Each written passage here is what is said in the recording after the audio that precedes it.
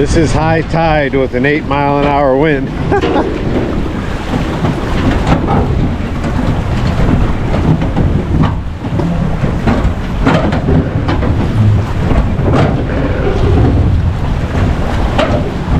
Little crazy, little crazy.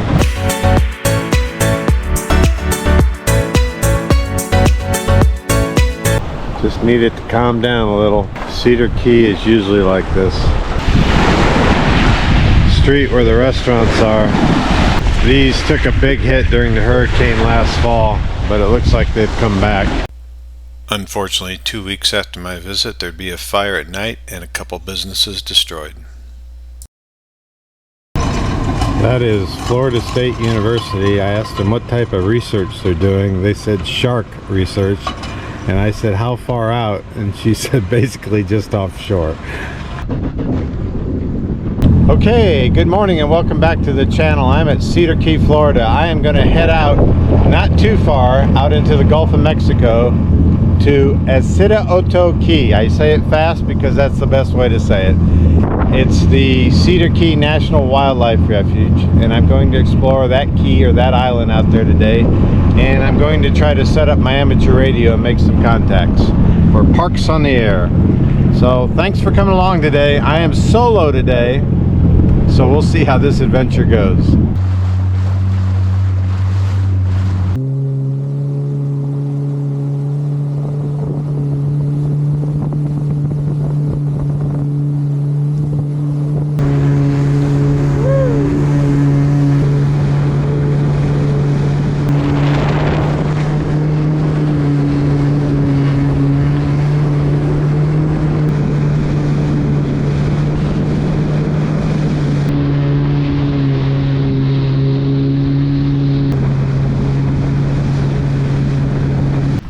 As I got out to this first key, I realized nothing good was going to come out of trying to beach on this particular side of the island with the wave action I had going on and with the tide going out.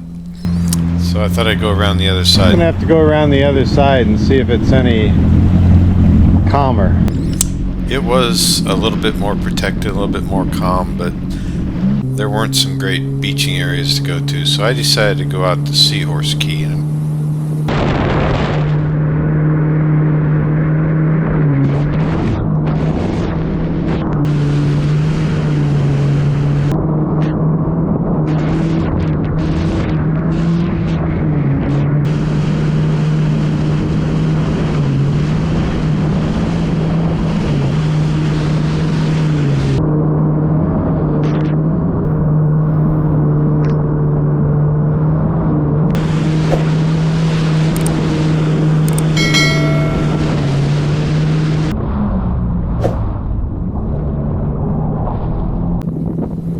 Once I got across that angry Gulf water and got close to Seahorse Key, I had to decide how to approach into what I thought was a protected cove. So I studied it a little bit, saw some markers, wasn't exactly sure on what they were pointing out. I think I was supposed to stay to the right of them, and I did find the docks.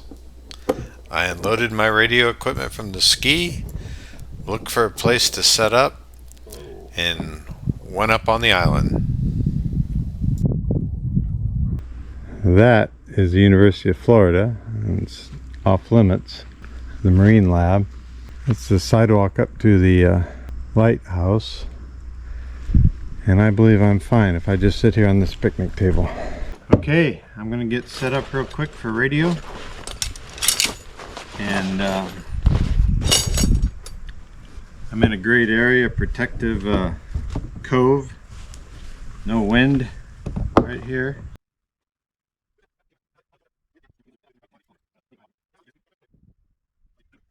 I don't think there's anybody on this island right now. Maybe they come out a little bit later for the lighthouse, or maybe the lighthouse is only open on certain days. I'll end this trip with some mosquito bites, I know, but that's okay.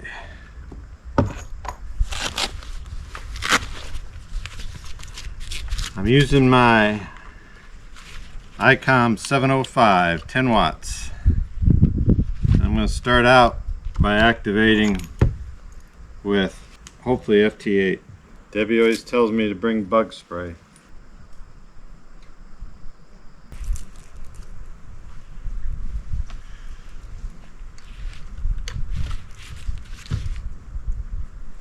Okay, plugging in external battery.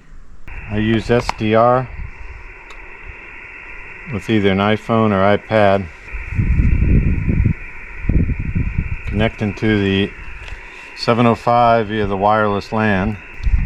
Okay, I'm connected to the 705. I'll start SDR. Connected. Start FT8. It automatically switches to digital. I'm going to start on 20 meters. I'm going to look at the propagation map, and I'm going to swat bugs my entire time here. Texas contact. K5PA from Texas. So my only time constraint today is that I'm on high tide right now, and it was only a couple feet deep coming in as I worked my way into this base, so I got to get out before the tide starts to fall, or I'll be stuck here for 12 hours. I have one contact. I love the 705. It has so much capability in it. I only use about 50% of it, but it can do everything. I just want ICOM to create a 100-watt 705 just for those days where it'd be nice to do 20 or 30 watts, and I don't want to carry an amplifier or anything like that because most of my stuff is portable. So I'm talking to KC9MKXM in Missouri right now. W8DOZ. Boy, I'm glad I skipped that first key. It would have been challenging to beach there with the waves and the tide, and took a chance. I had heard about this inlet. I didn't know they had all these docks and everything. I'm glad I came to Seahorse Key. I have 3 contacts, doing great.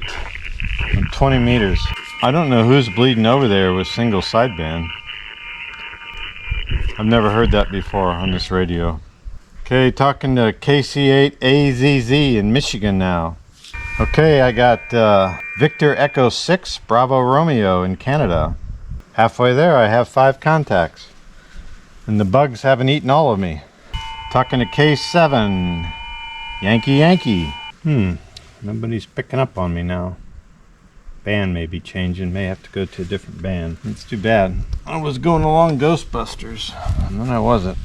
Gonna go to 17 meters.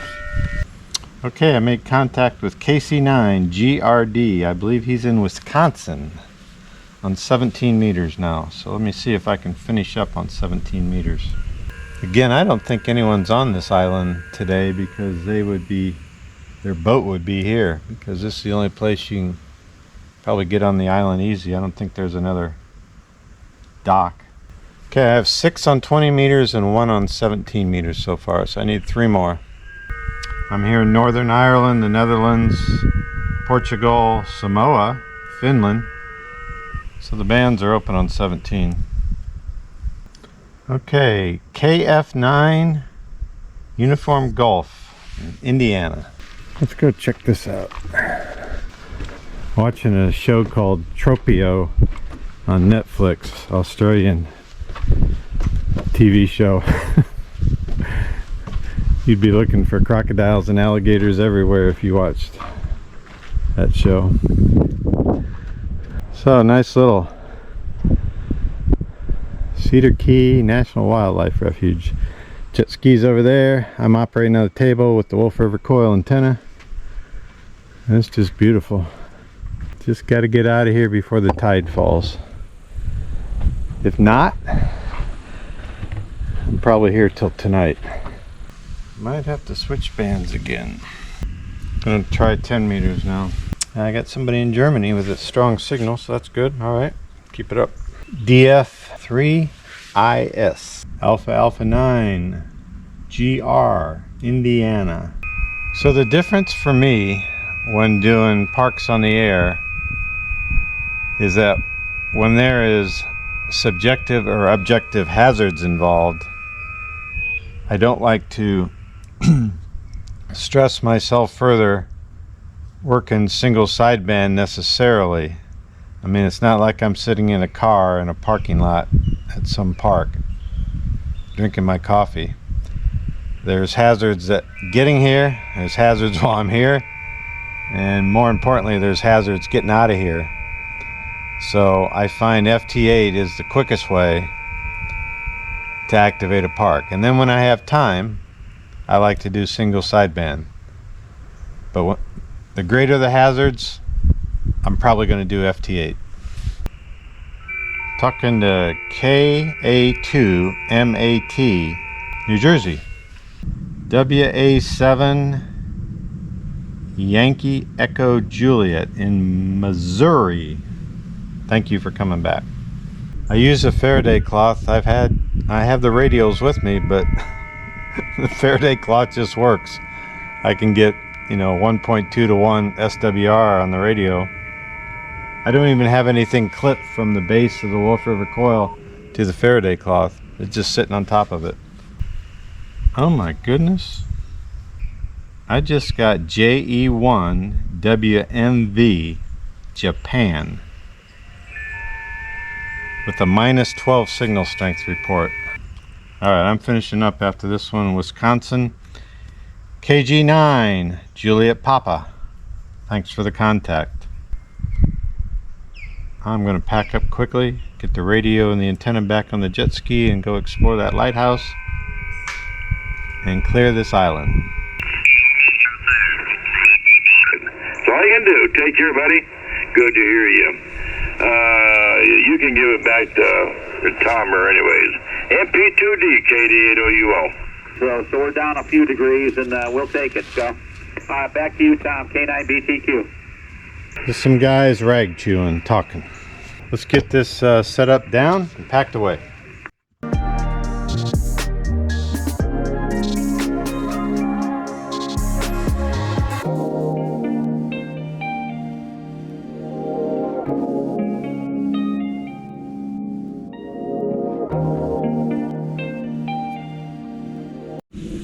Okay, mission complete. Everything's stowed away. Thought I'd walk up here and see what this is all about.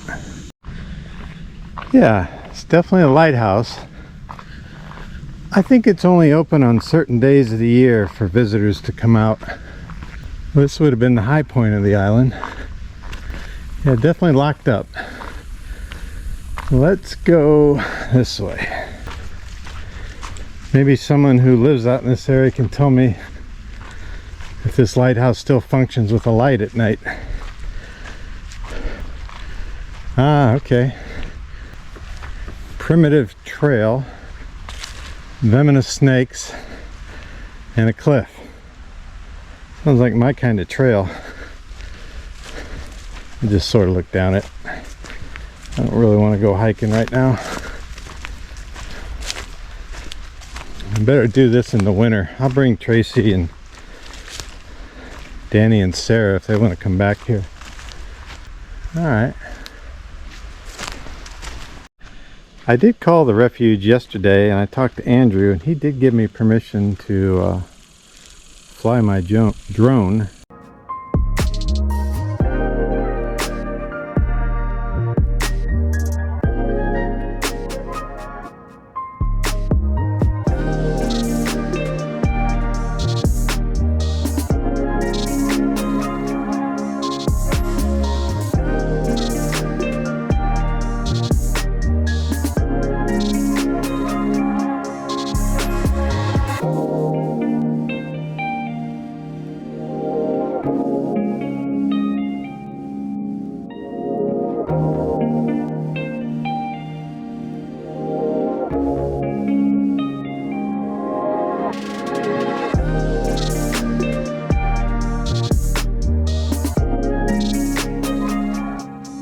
So I'm going to get back to the ramp, I think. Pretty cool place though. And the ski has to start. Just had its 300-hour service. The guy said It was the cleanest engine bay he's ever seen on a 300-hour ski. He said it looked brand new. So that's good news.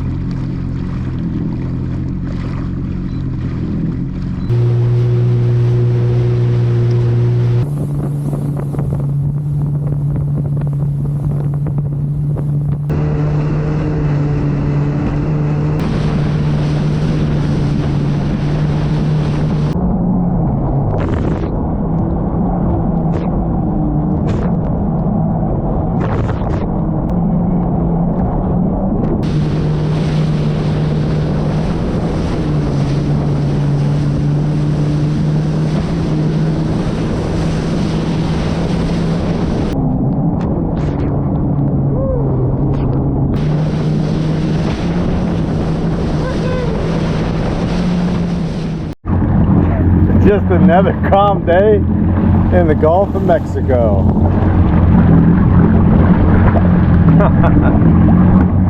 Never fails. Yeah, I'm glad I made the decision not to try to beach it right there and instead go way out there and find that protected cove. Alright, let's get in. Okay, adventure complete. Coming back into the ramp. Thanks for coming along today. We went to the first key. It was too rough to beach, so I remembered we could go to Seahorse Key, and I found the inlet. We got in with shallow water before the tide went out, activated it for Parks on the Air, amateur radio, had contacts as far away as Guam and Japan with 10 watts. And then a crazy ride back across the Gulf. Solo always adds something to the trip, and I thank you for coming along with me. We'll see what the next adventure is. Take care. Bye-bye.